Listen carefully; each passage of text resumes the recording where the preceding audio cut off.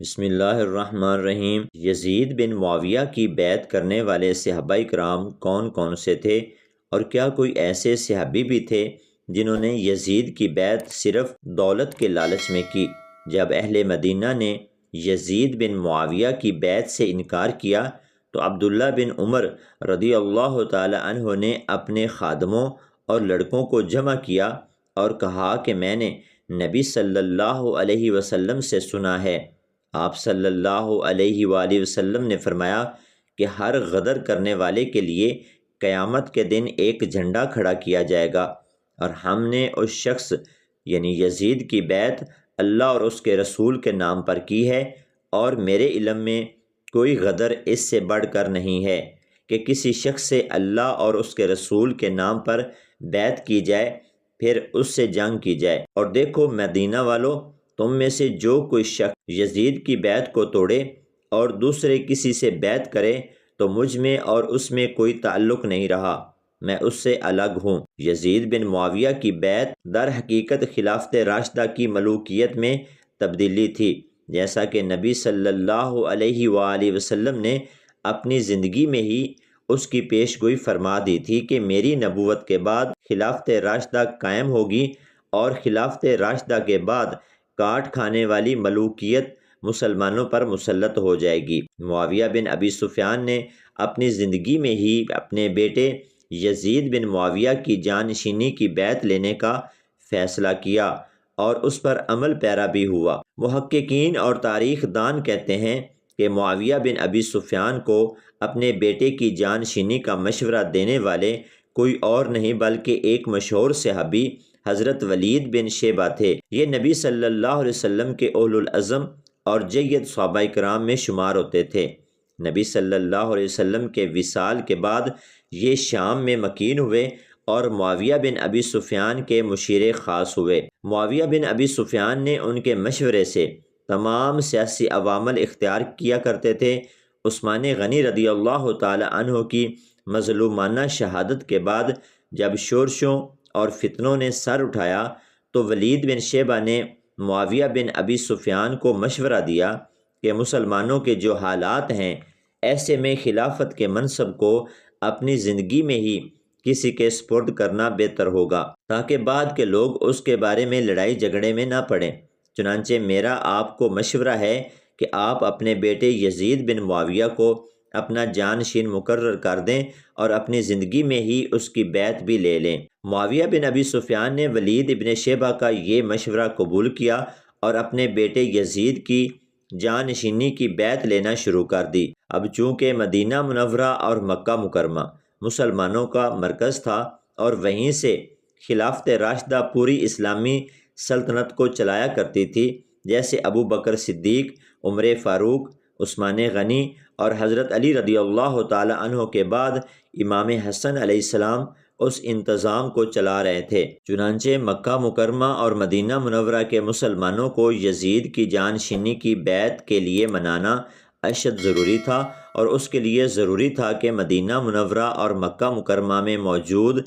مشہور اور اولو العزم اور جید شخصیات اور صحابہ کرام کو یزید کی بیعت کے لیے منایا جائے، کیونکہ عام مسلمان انہی کی پیروی کیا کرتے تھے۔ چنانچہ اگر ان سرکردہ صحابہ کرام کو یزید کی بیعت کے لیے منا لیا جاتا تو عام مسلمانوں کی ہمدردیاں اور بیعت بھی یزید کو مل جاتی۔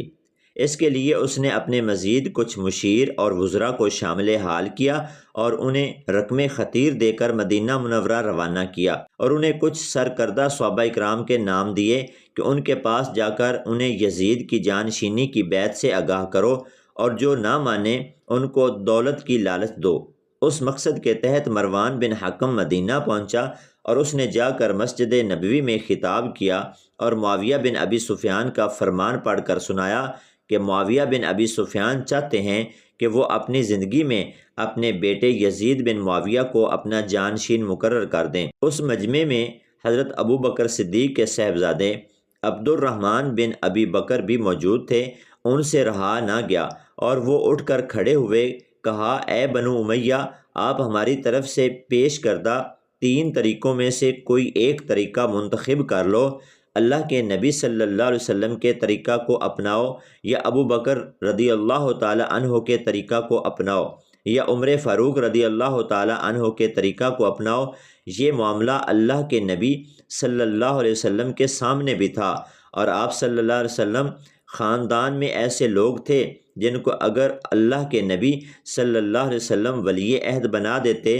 تو وہ اس کے اہل تھے۔ اس کے بعد ابو بکر رضی اللہ تعالی عنہ کا دور آیا، ان کے خاندان میں بھی ایسے لوگ تھے جنہیں اگر ابو بکر رضی اللہ تعالی عنہ ولی عہد بنا دیتے تو وہ اس کے اہل تھے۔ اس کے بعد عمر رضی اللہ تعالی عنہ کا دور آیا، ان کے خاندان میں بھی ایسے لوگ تھے جنہیں اگر عمر رضی اللہ تعالی عنہ ولی عہد بنا دیتے تو وہ اس کے اہل تھے، لیکن انہوں نے یہ معاملہ مسلمانوں کی ایک جماعت پر چھوڑ دیا، اور تم لوگ چاہتے ہو کہ اس معاملہ کو کیسریت اور کیسر و کسرہ بنا ڈالو، جب ایک کیسر فوت ہو تو دوسرا کیسر اس کی جگہ لے لے۔ یہ سن کر مروان بن حکم آگ بگولا ہو گیا، اور اسے ایسے بڑے مجمع میں اپنی ایسی توہین کی توقع نہ تھی۔ اس نے بڑے مجمع میں اپنے سپاہیوں کو حکم دیا کہ عبد الرحمن بن ابی بکر کو گرفتار کر لیا جائے، لیکن عبد الرحمن بن ابی بکر سیدہ عائشہ صدیقہ رضی اللہ تعالی عنہا کے حجرے میں جا کر چھپ گئے، جو کہ ان کی ہمشیرہ تھی۔ اس موقع پر حضرت عبداللہ بن عمر فاروق کا کردار واضح کرنا نہایت ضروری ہے۔ واضح رہے کہ عبداللہ بن عمر رضی اللہ تعالی عنہ کا طرز عمل مخالفت کا نہیں بلکہ کنارہ کشی کا تھا۔ آپ اپنے آپ کو ان سیاسی معاملات سے الگ رکھتے ہوئے جمہور امت کے فیصلہ کا انتظار کرتے اور جمہور کا جو فیصلہ ہوتا اسے قبول کر لیتے۔ لہٰذا عبداللہ بن عمر رضی اللہ تعالی عنہ کا یہ طرز عمل مخالفت نہیں بلکہ جمہور امت کا فیصلہ آنے تک سکوت کا ہے، لہٰذا ان کے اس طرز عمل کو مخالفت کا نام نہیں دیا جا سکتا۔ یہی وجہ ہے کہ ان سے بات کرنے کے بعد امیر معاویہ رضی اللہ تعالی عنہ نے انہیں کوئی نصیحت نہیں کی، کیونکہ وہ بیعت یزید کے مخالف تھے بلکہ جمہور امت کا فیصلہ آنے تک سکوت اختیار کیے ہوئے تھے۔ چنانچہ جب جمہور امت اور اکثریت کی طرف سے یزید کی بیعت ہو گئی تو عبداللہ بن عمر رضی اللہ تعالی عنہ نے بھی یزید کی باقاعدہ بیعت کر لی اور ہمیشہ اس پر باقی رہے۔ نیز اس موقع پر یہ بتا دینا فائدہ سے خالی نہیں کہ عبداللہ بن عمر رضی اللہ تعالی عنہ نے علی رضی اللہ تعالی عنہ کی بیعت سے بھی کنارہ کشی اختیار کی تھی۔ ایک اور تابعی حضرت علی رضی اللہ تعالی عنہ کے صاحبزادے محمد بن حنفیہ نے بھی یزید کی بیعت کی تھی۔ محمد بن حنفیہ شام میں یزید کے پاس گئے۔ جب یزید سے مل کر واپس آئے تو اہل مدینہ نے یزید کو محمد بن حنفیہ سے دریافت کیا کہ آپ نے کیسا پایا؟ تو محمد بن حنفیہ نے کہا، میں نے تو اسے نیک، پرہیزگار اور سنت کا متلاشی پایا ہے۔ تو تمام اہل مدینہ کہنے لگے کہ باخدا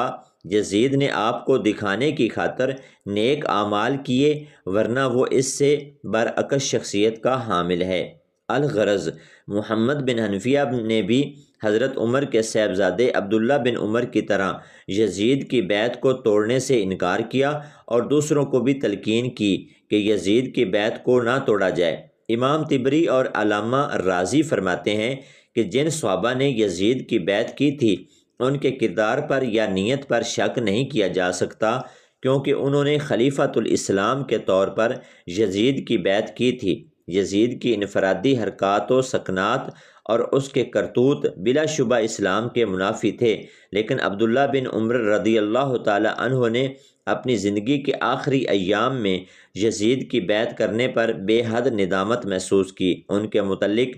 یہ بھی الزام سامنے آتا ہے کہ انہوں نے یزید کے والد ابو سفیان سے دولت لے کر یزید کی بیعت کی تھی، جبکہ صحیح مسلم کی مصدقہ روایت ہے کہ جب عمر بن عاص رضی اللہ تعالی عنہ حضرت عبداللہ بن عمر کے پاس مال کثیر لے کر آئے اور یزید کی جانشینی کی بیعت لینے کا کہا تو ابن عمر نے انہیں کھڑے کھڑے اپنے گھر سے نکال دیا اور کہا کہ اگر میں بیعت کروں گا تو جمہور کے مطابق کروں گا، نہ کہ دولت کی لالچ میں۔ چنانچہ صحابہ میں سے کسی نے بھی دولت کے لالچ میں یزید کی بیعت نہیں کی تھی۔